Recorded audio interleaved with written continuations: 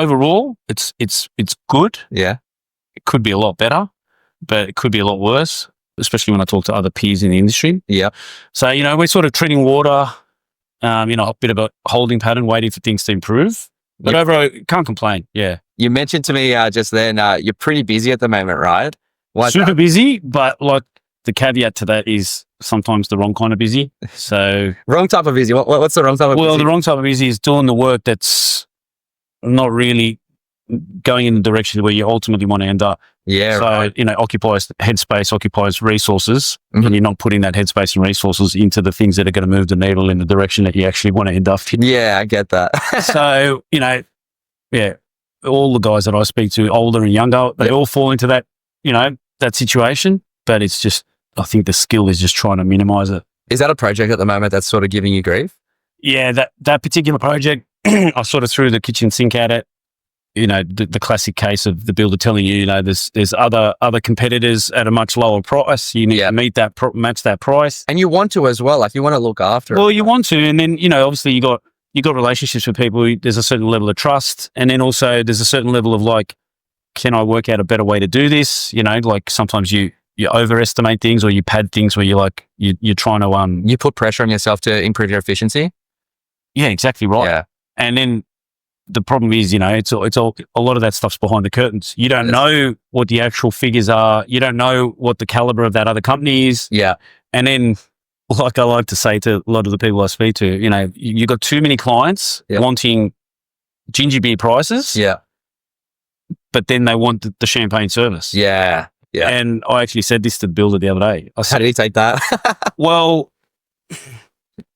I'm one of these guys that I don't really care. Yeah. I tell you how I feel. Yeah. And then, if it's a constructive conversation and there's a response, and I think about it and I go, yeah, but like he didn't really have much to say because he sort of knows it's true. He wanted me on that job because he knew that I would deliver it. I was there till 9 o'clock at night, a few nights, making sure everything's running. So we can paint the picture. What is the job? Like, what is it? It's a fit out. It's a fit out of an industrial complex where they're going to be using it for recycling. So is there data to be ran? Like, is there? So it's the whole kit caboodle. So it's power, lights, data, security, a little bit of access. Did they tell you like access control? Is it? Yeah, a little bit of access control. Buzzers and key strikes. And so we don't do the security component, but we just do the rough-in, and then they've got a specialist company that's contracted for those jobs to do the install of the equipment and commissioning. And did they tell you, like, when you started that project, was it like a fixed price? Like you quoted, they told you like it's going to be like 100 datas, or did they tell you that? Yeah, exactly right. But that's, I think everyone can attest to this is the challenge in the industry, is that you get some 2D drawings, you've got to price it, as accurately as possible in the 2D drawings. And unfortunately, a lot of consultants and architects and whatnot, it's a lot of it is just cut and paste. Please find attached amended plans. Yeah. So, and then there's, and then like, for instance, in this particular instance, my lead tech who I sent to the job to start the job. Yep. He spent 2 days going through the drawings. Who pays for that? Exactly. I did. So he went through to try and work out the actual scope of works, plan how the work needs to be done efficiently, work out all the question marks. And then the problem is with a lot of these jobs is that you don't even get the answers quick enough, whether it's from the architects or the project managers or whatever it is, because a lot of them don't really respect our time. Yeah. They don't realize that the time that we're on the job, we need to be productive to actually deliver it at that fixed price. That's right. As soon as you're inefficient, you're going backwards. I think the way they look at it as well, and you can correct me if I'm wrong, I think the way they look at it is we're doing you a favor because we've given you the job. And the amount of times that I've actually heard that explicitly or implicitly, it just makes me cringe. Yeah. I was on another job a few years back during the COVID period, and it was a massive like clifftop home. And it was one of those things where the scope creep was mental. And just hold you on that. What's scope creep? Oh, where the scope creeps way out of what you allowed for. And what you had anticipated. And that's what hurts all of the contract. Every contract. So would you agree, like, everyone quotes very competitive, especially in the project space, right? Because everyone, even me when I was doing projects, I love the whole architect meeting, speaking to the builder. Because it's challenging. It is. And it's interesting, and it's solutions focused, and you're working as a team. Yeah. And that's how I sort of attribute those types of jobs. So like if I walk into a situation and you're like, the builder looks at you as a team member. Yeah. The architect looks at you as a team member. The client looks at you as a team member. Then then you got synergy, you know, like everyone's on the same page. Yeah. Like you need to get a great result. You know, one of my builders actually, this is one of his adages, is like win, win, win. Win for the client, win for him, win for the subby. Yes. Unfortunately, there's not a lot of people out there that think like that. Yeah. So I'm always thinking like that, and I've always sort of innately thought like that. I like, I want my client to be happy. Yeah. I want the principal contractor to be happy. Yes. And obviously we need to make sure that we're covered and we can make a sufficient profit. Yeah. Yeah. Right. But unfortunately, there's lots of people that they don't really care whether you make a profit or not. You Absolutely. know? They've got their agenda. But yeah, just before I go on a tangent, back to that job, I had a meeting with the client, with the builder, with the architect, and he sort of said that to me. He's like, "Oh, you should be happy that you've had a work for 2 years." And I'm like, I just looked back at him and I said, "Yeah, but how many jobs have I actually forfeited?" Yes. Because I've had to like focus so much energy and resource. And I had one guy there that was pretty much writing up variations. So how much was that? How much was that project? I priced it at 110. Yeah. It was a massive house. And that's not including all of the automation, all the supply, the lighting. So we basically just did wiring, switchboard, level 2, solar was excluded. Yeah. Job ended up being 300 grand. 300K. Yeah. And the builder pretty much would have said to you, right, 300K, you got to be grateful. The builder's a good guy, and he specializes in that high end work. Yeah. And he was in our corner. So we're like, no, that's not cool. Like these guys have put a big effort in. Yeah. And he was, he helped. And we were very fortunate that the client, the owner of the house, he's a really good guy. Reasonable. Yeah. And he appreciated all the effort and the work, and he understands that, like, geez, you can't go backwards on this job. But like if you end up with a situation like that and you've got a heavy-handed builder and you've got a heavy-handed client and they don't care about your business or whether you're going to pay for the job. Because some of these people, like you're talking, I think that house is like, easy 10, 12 mil. Yeah, wow. Like, why does the actual contractor have to pay? Yeah. To build that thing. Build that. They build it. But that happens. But it happens all the time. The amount of people that I speak to and they're going, that job cost me money or I've lost money. And I'm like, I scratch my head. I'm like, and then they go and do it again. Yeah. Or they do these 7-figure jobs for like really, really tight margins. 3-5%, and then it doesn't take much for, if you've got a job that runs for 6-12 months. Yeah. The amount of things that can go wrong are huge. Oh, huge. Yeah. So if you've got like tight margins, I mean, look, I'm not in that market. Yeah. But I scratch my head of how that works. Yeah, I'm not a fan of the 3 to 5%. Like when we're doing high-end construction, things like that, fortunately, we actually had good builders. And I said that we had some bad ones as well, right? Yeah. I think everyone, but you got to, pull the pin on those ones pretty quickly. But yeah, when we had the good ones are very reasonable when we put variations through, but there was always scope creep, right? Yeah. So, if someone's going to throw in an extra power outlet or something like that, all right, like, we'll do it on that. Like, everyone's reasonable, right? No one wants to do the wrong thing by the customer. But then it gets swings and roundabouts. Yeah. Give and take, right? It's give and take. Yeah. But unfortunately, it sways sometimes in the wrong direction. But yeah, I don't know. Some of those guys have got the attitude that, we're not fair to them. But it's like, if things are constantly changing, in my opinion, is it needs to be cost plus. Okay, if you're rocking up to a job and it's continually changing and you're continually waiting for answers and direction, and you got guys standing around waiting for that direction, it's cost plus. I 100% agree. You know what I mean? Like what it costs me plus a fair margin. Yeah. And then obviously you can negotiate that margin. Yeah. But if you're on jobs for in that particular job, especially in that space, years, like the 3-year jobs, they're large, and even that large project, the commercial that you're doing, that you can't. Well, you put a fixed price, but they continuously changing the scope. And what are you gonna do? Well, then you've got to have a process where you've got to capture the variations, and ideally, before you do the variation, you get it signed off. Yeah. Like, do you agree? This is what we've identified. Yeah. Do you want to proceed? Because I say to my guys, like, that's the scope. Yeah. Follow the scope and execute the scope, because that's how we've priced the fixed price. That's right. If you're there, what do we do here? What do we do there? Where does that need to go? What are the heights? A lot of these drawings, and a lot of it comes back to the drawing. Yeah. There's not enough detail. Yeah. Yeah. And that's when you get the emails, like I mentioned before, please find, attach amended plans. And I don't miss that life at all, because I just remember how often the plans were changing, and I was just like, nah, this is just, it's stressful. Oh, it is. Like I've even like, I haven't really gone into that market, but just like the tender market, like going online, trying to get onto tenders, and then you spend days putting together the tender. Yep. And then the day before the tender's due, you get an addendum. And then an addendum, and then you've got to sit there and try and cross-correlate and go, what's changed? How much has it changed? Yeah. I'm just thinking to myself, you got to leave this to the teams that have just got people in a room estimated dedicated to this stuff, and they've got, allowances and stuff to make that work. But and it used to happen every time. Yeah. But you do like, okay, I'm ready to submit this, and then there's an addendum, and you're like, oh, where do I start? Especially when you're time poor, it's pretty tricky to make it work. So what's pretty funny as well, Christian, is I actually spoke to a Sparky yesterday, and he goes, but Spyro, I only work for good builders. If they're not happy to pay me $60 a GPO, I don't work for them. What do you have to say about that? Well, that guy doesn't know his numbers. Yeah. Like he's doing houses. You mentioned you did a house for 110 grand, ended up being like 300K.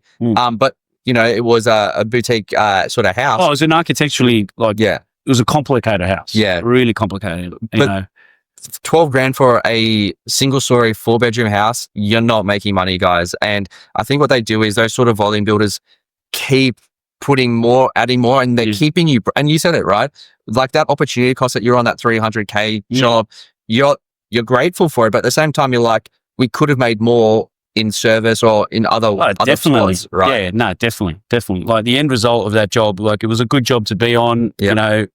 We learned a lot. Yeah, and it was good for the team. But like long term, like and even some of the mentors I've got that are, guys that are 10, 15 years older than me, they always say you don't make money. You can't make money out of those jobs. No, Yeah, they keep the guys busy, sort of thing, and they're jobs that keep you busy. And then you sort of got to look at your business as like, you've got to have the pillars that keep your business upright, and then you've got to fill in, and make the cream on other types of jobs. So, as you know, when you've got a team of guys, it's really hard to keep, everybody busy, everybody productive, and that's half the skill and half the stress. Absolutely. Absolutely.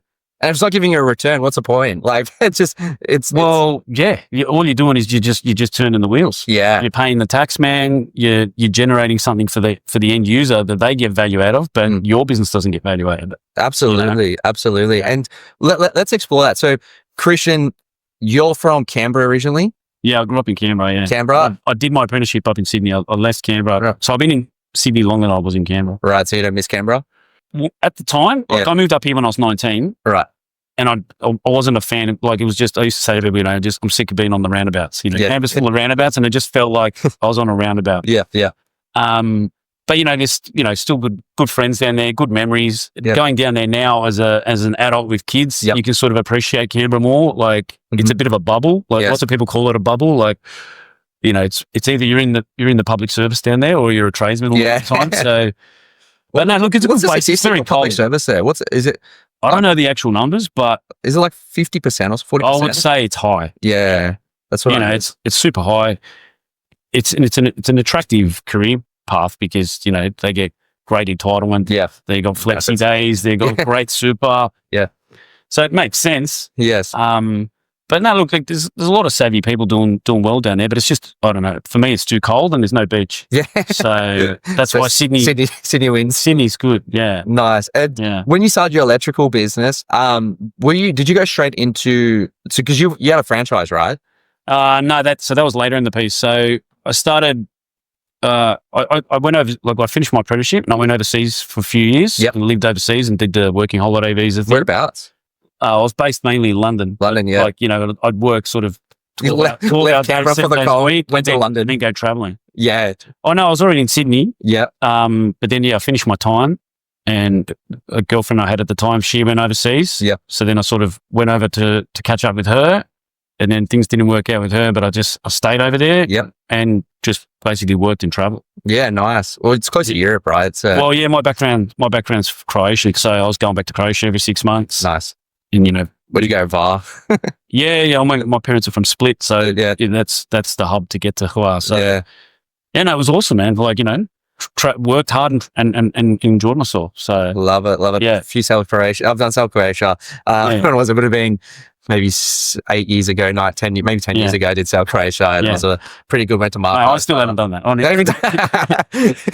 sort of get caught up with family and stuff, but that's definitely on the list. Next time I do it, I'll probably be on a different type of boat with the family and stuff compared to the one that I was on. But anyway, that's probably another story. But that's cool. So then you went to England, Euro trip, and then I came back and I sort of worked for one of the big top tier companies. When I came back and did that for a few years, and I was in their service division and whatnot. And then one of the guys that I used to live with in London, he had a mate, he was an electrician, so we got pretty close, and started sort of subbing with him because he was a pretty motivated guy. He had lots of things going on. So, and then we ended up into a business partnership for about 4 or 5 years. Well, what do you think of partnerships? It's intense, and my analogy is it's marriage without sex. Yeah, so you can sort of see how that turns out. I love that. Yeah. So, look, I think a lot of people that it works for. You know what I mean? Like you've got to have opposing complementary skills. Definitely. Where you're lacking, they've got to pick up where you're lacking, and vice versa. Yeah. But overall, it was an intense experience. We had lots of stuff going on. But, it didn't work out in the end, and that's just life. So then went back out on my own. So I sort of had my own ABN initially, was subbing. Then we created our own ABN, had that for a few years, and then that dissipated, and then back to my own ABN, and then that's been about 10 years. And then a couple of years into that, I joined, I was looking for business support, like sort of networks and business coaching, and I was looking at a few different options, and then I ended up with the Laser Group at the time. Are they still around? Yeah, they're still around. I'm not privy to all the details now, but they got taken over by the O'Brien Group. Yeah. So then they sort of were running them both in parallel. And I don't know what percentage of O'Brien or Laser anymore. Yep. But that was a good experience overall because I met some awesome people, and I'm still keep in touch with them. And I think that's important. Like you end up meeting people that are like 10, 15 years a little bit older than you, bigger businesses. They've got some runway that they can share with you. Definitely. And then you've got people. Were they very service focused, or were they doing projects as well? Like they don't really, like the group as a whole, they don't get involved in telling you what your business mix should be. I think they just try and enhance what you're doing well, and obviously shine a light on what you're not doing so well, and help you sort of navigate that and improve on it and whatnot. There's a lot of guys that join those groups that are sort of towards the end of their business development, and they sort of want to, get their businesses really well, really well run. So they've got succession planning in place for, if they want to look at selling it or whatever. Yeah. So, I mean, every business is different in the group, and they all have got their strengths and weaknesses and different market niches. But, the biggest benefit I got out of it is just listening to how other people go about their business, what works well, what doesn't work well. Absolutely. Guys that are super motivated to sort of, buy other businesses and expand. And then there's other guys that just want to have their little niche and they just want to have that really well run. So it's good to just get that perspective. Absolutely. Yeah. So you're with them for how long? I was with them for probably 3 years. 3 years. Yeah. So during COVID, because it was the dynamic between the Laser and O'Brien. I decided I didn't want to rebrand because they sort of were giving people the choice, but it was sort of more like, you really should rebrand. And at the time, it sort of didn't, with the size of my business and the way things were going, I was like, it doesn't really make a lot of sense for me. Yep. And then, I opted to get out of my contract at the time. And then, just went back to my business and then just started developing that a little bit, like in terms of the online space. Because I initially joined the group because I thought, the power of the brand and have a lot more understanding about how to market my business. Yes.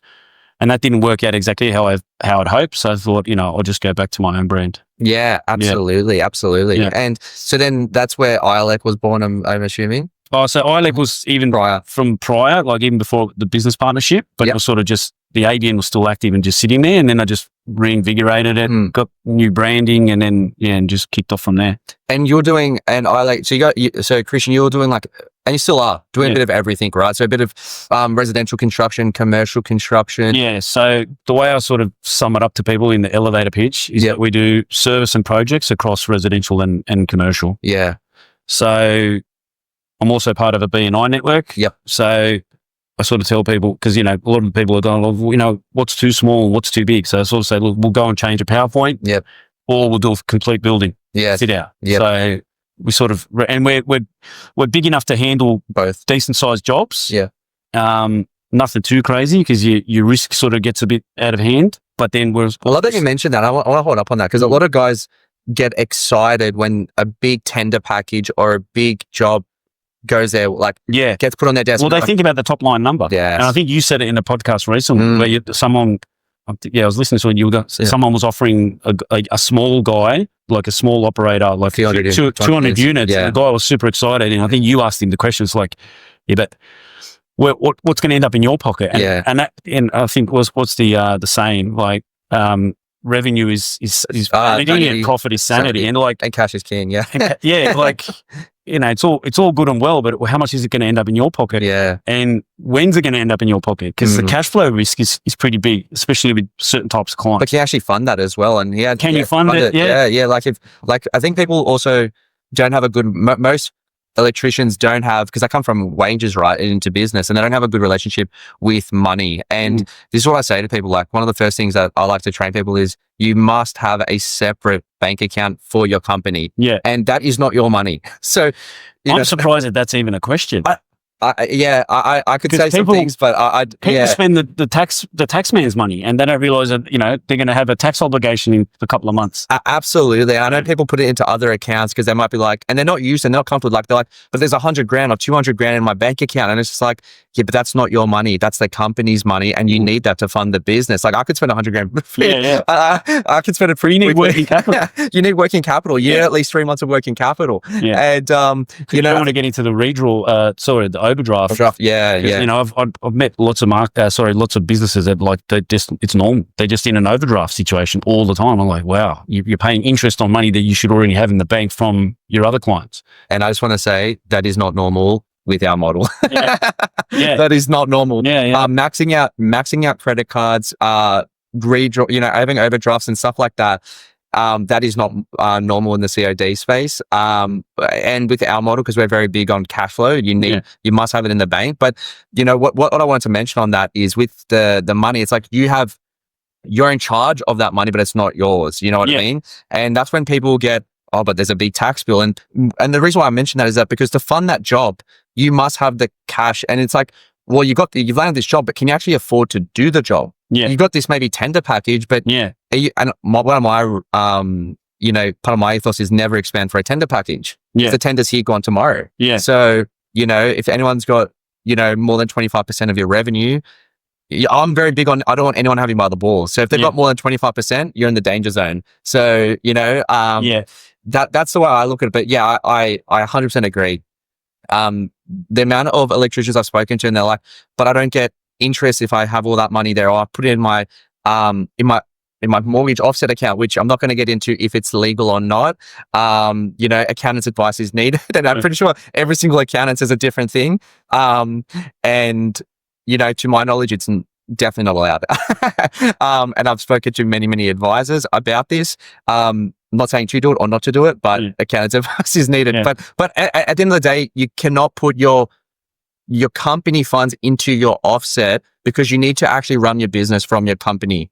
Anyway, we'll move on from that. But sorry, so you were saying that you do a bit of everything, and what's your split at the moment, like in terms of projects or service to? Oh, it does vary, but I'd say it's probably 60-40. Yeah. 60 commercial, 40 residential. I'm looking to obviously expand more into B2C work and more residential work. And that's for obvious reasons, margins are better. Well, the margins are better. The cash flow is much, much better. And the risk is way lower because generally they're going to be a couple of day jobs, a day job, a half a day job. If something does go wrong, that's contained to that day. If you're on a project for 6 months, and you don't have good people on the job that are giving you the right, depending on the size of your company, how involved you are, you could have so much leakage. Yeah. Yeah. And then you end up at the end of the 6 months of project, you're like, well, what happened? Yeah, absolutely. Oh, and I love commercial projects as well. I know probably people are surprised to hear that. But I love it. Like there's nothing better, North Sydney or something like that, little Walker Street stands or whatever. Yeah. We've done a lot of office fit outs there, right? Yeah. And that's just, voice to the datas, run 20 datas at the same time, radios on, you're doing a whole floor fit out for a commercial, builder or whatever. And I used to love that sort of work, but then the margins just weren't as good as resi. And I'm not saying not to do it or to do it. If you've got something going, keep doing it. But is that as long as it's working? As long as it's working, it's one of those things. It's like, the electrical trade, it's pretty broad. Yeah. And there's so many niches, and being part of the laser group, I met like people in the rural areas, and I was just blown away, just like how good they were at their niche and how big they were in their market. And these guys were doing, heaps of industrial stuff and mines stuff. So you can never discount what people are doing as long as it's working for them. Yeah. Yeah. Like as long as you're, at the end of the day, you look at what you're achieving, you look at your P&L and you go, yeah, that represents the energy and the resources that I put towards it. And I'm happy with, the outcome. And I love that. And you have to design your ideal business, right? For you. I understand not everyone wants to build a 7-figure business, but my ethos, and especially on the new website, we've got it in big writing. It says, regardless if you want to be a 7-figure Sparky or not, you must run your business like that. Like a 7-figure Sparky. True.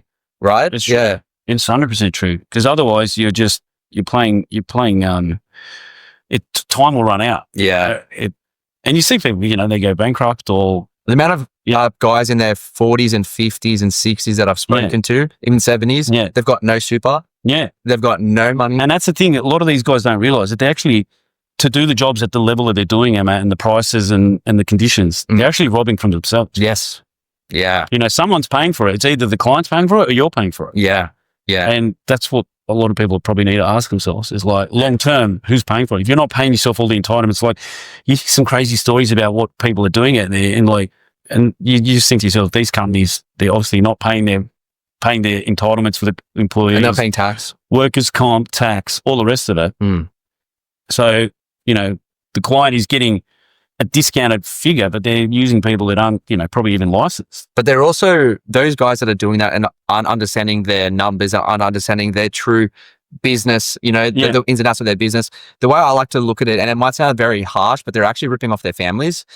Because look, it's pretty sad that a lot of people, for them to actually wake up to themselves, they have to get a mortgage or start a family to be like, oh shit, I'm actually not doing things right. You know what I mean? Yeah. And I wish like people would just really think 1 month goes past, another month goes past. And it's just like, if you're not in that, like I said, between $40,000 and $70,000 a month per truck, like you're not doing it right. You know what I mean? And you're leaving money on the table. Absolutely. So you might be keeping the lights on, and you might be just, surviving, or you might be, turning a bit of a profit. But I don't think there's a business person out there that goes, I'd rather earn X instead of earning what I actually can earn. You know what's funny? Yeah. I actually hear people say all the time that, now I'd rather make less. Really? Yeah.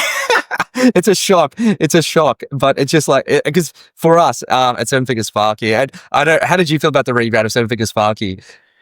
Look, when I came across you guys, Sparky Sales Systems was what I saw. Yeah. And at the time I did think it was like sales training. Yes. But it is a lot more than that. Yeah. And I think 7-figure Sparky probably embodies the actual package a lot better. Yeah. But Sparky Sales System's still pretty good. You like the Triple S? Triple S Pulsate. Yeah. RB say. So, yeah, appreciate that. Now, because it was for the members. Like, it wasn't like, I know, I've had a few questions, people DMing. I was like, oh, I saw that. It's like, guys, there's no real story behind it. It was the members. I'm a very democratic sort of person. Like, I put things to vote. It's like, if you guys want this or that, then we'll do it, right? Yeah. And everyone was like, and it was mentioned on podcasts like towards the start as well. Everyone was like, man, the name doesn't do it justice, because everyone's just thinking just about sales. Yeah. But it's the whole ecosystem of building a 7-figure electrical business. And I was like, all right. And then the people are telling their mates about it and saying, oh, you got to jump on, Spyro's program and this and that. And they're like, but isn't it just about sales? I'm like, it's the name. It's like, all right. ever since being introduced to you guys, it's made me think about different, the way I look at the way I'm offering, because we can get bogged down in the technicality of things, and we can get a bit too technical with our clients, and we go down a rabbit hole and lose. So you got to dumb things down, and you got to think, you got to put yourself in the shoes of the end user and go, all right, how do I make this so they understand what we're actually trying to offer? And you did a ride along with Zach, right? So you saw, I did a ride along with Zach, and that was an eye opener. Yeah, it was a real big eye opener, because it's just like, I mean, look, I've always been pretty open minded, and my ethos in the company is, I'll take the best idea, even if it's from the first year apprentice. Yeah, I love that. I love that, because sometimes, especially as a business owner, you might have the blinkers on because you're not focused on one thing ever. Yeah. And a lot of times your employees don't realize that you've got so many things coming at you, and a lot of times you're the bottleneck. So if you've got better ideas coming from all other angles, you got to be good at identifying the idea. Yeah. Just go, let's roll with that. Because, your employees are on the job longer than you. Absolutely. So in effect, they should have the better approach. Yeah. Yeah. I love that, because I love that just shows that you have no ego towards staff, because you'll listen. Like, if that's a better idea, I'm always like that as well. I'm very curious. Like, and I say that, and that's how I sell to my staff. I like, well, like, did you consider doing it this way? Or, why are we doing it this way? Is there any other way we could do it? Like, I know even we're about to release a vlog of that $23,000 rewire. And in that vlog, we actually mentioned, like, she didn't want to, it was an investment property, long story short, she didn't want to chase. So it was like, do we put wireless switches? Do we put ducting? Or do we put conduit? Or the pull down, the old school pull down, string switches? Yeah. And we did a whip around. We're like, well, what are the pros and cons before we present it to the client? What are we actually going to present them? You know what I mean? And make it easy. And we did a whip around. We're like, well, it's a rental property. We're not going to put wireless switches, because if it's Bluetooth, if it's wireless, if it's Wi-Fi, if it's the RF or whatever, then there'd be batteries. She doesn't want to have that. Well, you might end up, you'll end up, you want to keep it simple, stupid. Absolutely. You don't want to overcomplicate it. So we presented, do you want pull down or do you want ducting? You know what I mean? And, or I don't think there's anything wrong with pull down. Like, absolutely. In a lot of situations, you think to yourself, it's so much simpler. Yeah. It would be consistent with the age of the property, but she opted for. You can get pretty modern looking ones too. You can. I know you can. Yeah, the pull down ones, but anyway, she opted for ducting, and that's what we did. There's nothing wrong with that either. Absolutely, it's going to get painted and it's a rental, and she's like, "Yep, sweet." So I was like, instead of, because a lot of contractors, they confuse the clients, like, "Oh, we can do it this way, or we can do it that way." It's going to be direct. We've got this. The umming and ahhing is the problem. Yeah, it slows everything down, right? Yeah. So, but moving on from that, so I like that you do a whip round with everyone, because I'm a big fan of it, a big advocate for that. But you came to us already as a 7-figure Sparky, already veteran of business. You've done coaching and mentoring before. Yeah. Being part of a franchise group as well, which is absolutely awesome. So you're a veteran, but what made you sort of come to us at 7-figure Sparky? I like the fact that you guys are specifically about electricians. A lot of the groups that I've sort of come across, it's either been from a plumber or, and people that actually haven't had a trade business. There's sort of, a lot of them are business coaches. Yep. From, they've come from different walks of life, and there's nothing wrong with that. But what attracted me to the fact is that you guys are Sparkies, and you come from, So that was an element. And then I like the fact that how positive your attitude is towards the industry. And I think there's a big lack of that. And I look sort of at myself, and like sometimes I get a bit down about the industry, like it sort of wears you down, and you sort of think to yourself, what's it all for? And so you sort of put a bit of a breath of fresh air in my sails, just thinking, you know what I mean? Like what you talk about, like with the particular activating system, the RAS, it's just think about it positively, walk into each job thinking that, it's all going to go well, and you're going to get the sale, and you're going to put your best foot forward. Yeah. And it just changes the way you approach things. And then another thing I think that stuck out, it wasn't part of my decision-making process, but one of the things that you said recently that I was like, man, that is so spot on. You got guys that are in 20 years of business. It doesn't mean you got 20 years of awesome experience. You've got 20 years of the same year. Yeah. And like, how many people can actually look at themselves and go, I've been doing the same thing. I like the same mistake every year. I've got 20, 30, 40 years. Yeah. But how many of those years are actually moving the needle forward? Yeah. Absolutely. You're sort of in the hamster wheel. I absolutely agree. Yeah, absolutely. And that's what I mentioned before with you got so many guys that they're struggling to pay the bills. They're struggling to do that. And the funny thing is they're on that hamster wheel and they're chasing their tail, and they go, I've got to cut costs. And it's like, or I've got to work harder. Work harder. Yeah. And it's like, And you're just going to get more of the same.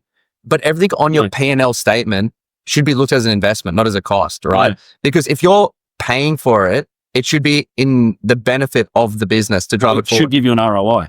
Yes. It should give you an ROI. So everything in your P&L should be giving you an ROI. And if it's not, well, that's when you cut it. But I can tell you, like, you can keep looking at it. It's like, the analogy I like to use is, it's like when you open up when you're hungry and you open up the fridge, you close it and do the same thing again, and it's just like, there's still no food. It's the same thing like with your P&L. You can keep looking at it, but as you scale up, like, you can't cut, staff, you know, you can't cut admin, you just can't do it. And regardless, you still got to, even if you don't have admin and overhead and things like that, you still got to charge you out for it as you know, as part of my ethos. You know what I mean? Otherwise, well, you got to scale sustainably. Yes. Yeah. Like you can't scale chaos. Yeah. As I say. Yeah. So if you're not operating well at 1 guy or 5 guys or 10 guys, adding another 20 guys is not going to fix your problems. I know. And that's what we all, well, I was there as well. I thought that way, like, more, they'll fix it. And another thing is, and what do you think about the community that we've the community is probably the biggest thing as well, because you're dealing with people that are in a similar boat to you, similar mindset. And that's what I've gotten out of all of the groups that I've joined over the years. And especially now, like catching up with guys on Zoom on Sparky Sales Systems and 7-Figure Sparky now, is that you sort of listen to the challenges that they've got, and you sort of contribute, and you can throw things at a different, you can give them ideas from the way you see it and vice versa. Yeah. But yeah, the networking and the community is probably the biggest thing that I recommend people to join, business coaching in general, because that's probably the biggest part. Absolutely is that you're leaning on people that are in a similar situation to you, and you guys can sort of workshop things and come up with solutions easier. And 9 times out of 10, most people are pretty open to going, well, this is working for me, this is not working for me, or these are the figures I'm doing, these are the figures you should be doing. Yeah. And then everybody and there's plenty of work out there. Yes. For everyone. And, we're lucky to be in a city that is, it's cranky. You drive anywhere in Sydney and there's things going on, even though, things don't seem to be as buoyant as they usually are. Yeah. There's still activity and there's still things going on. And being in the trades, we're always going to be needed. Yes. AI's not taking over for us anytime soon. Well, not anytime soon. Well, yeah, that's a whole nother, like, it's exciting, but I think at the end of the day, I look in the near future, electricians are very solid, and they're not going to not have a job anytime soon. If you're in front of a computer, I think maybe be worried, anything. Well, there's a lot of jobs where you got repetitive tasks. Yes. Like, how much of that is going to be needed? Absolutely, absolutely, and it's growing very, very quickly. But before we sort of wrap up, did you have any sort of final statements for all Sparkies? What do you think? If you had a message to all electricians out there, what would you say to them? Probably the one thing that sticks out is don't be afraid to reach out. Ask people for things that aren't going well.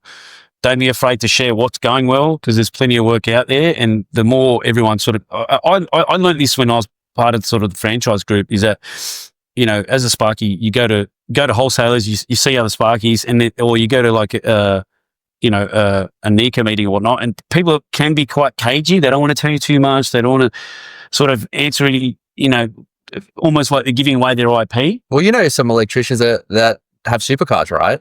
Yeah. Yeah. I mean, there's just tradespeople and business people that have got, they've had great results, and a lot of these guys are happy to share how they got there. Absolutely. So my leaving comment would be, get the support, reach out. And in this day and age as well, there's so many groups out there. Yeah. Find, as they say, inverted commas, find your tribe. Yeah. The people that you resonate with. Yeah.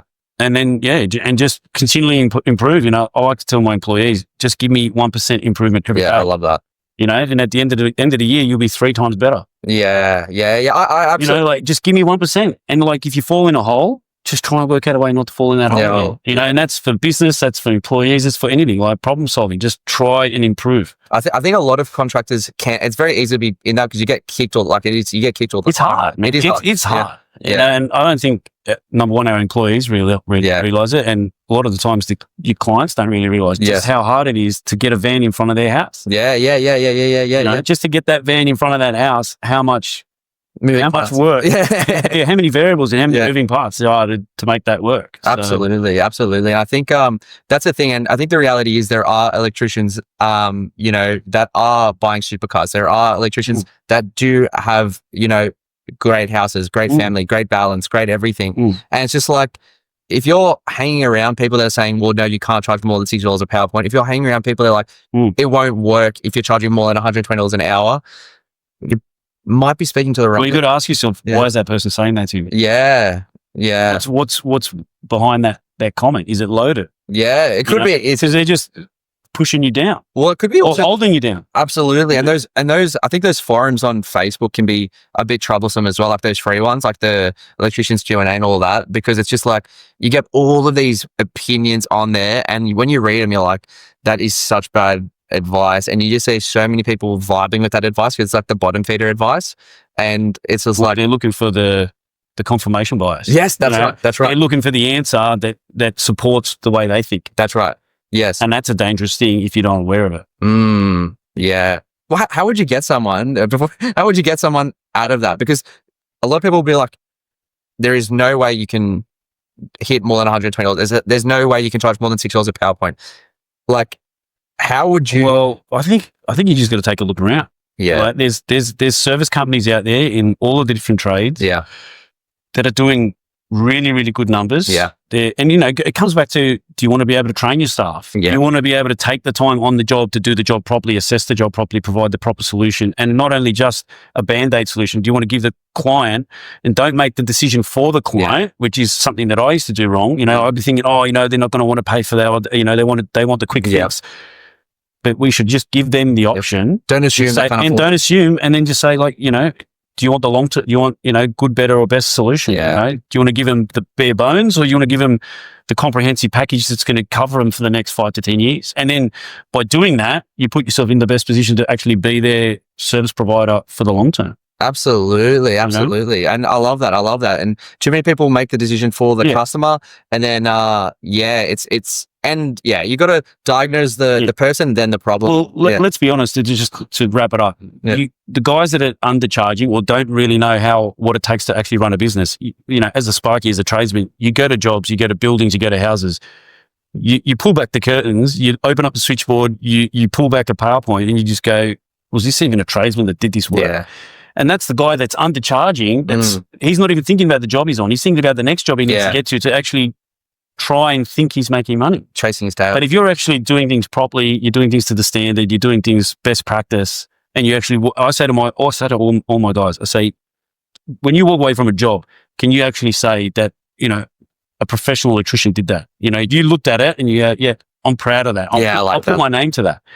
So yeah. It's all about workmanship. It's all about quality and providing the best solution for the best possible price.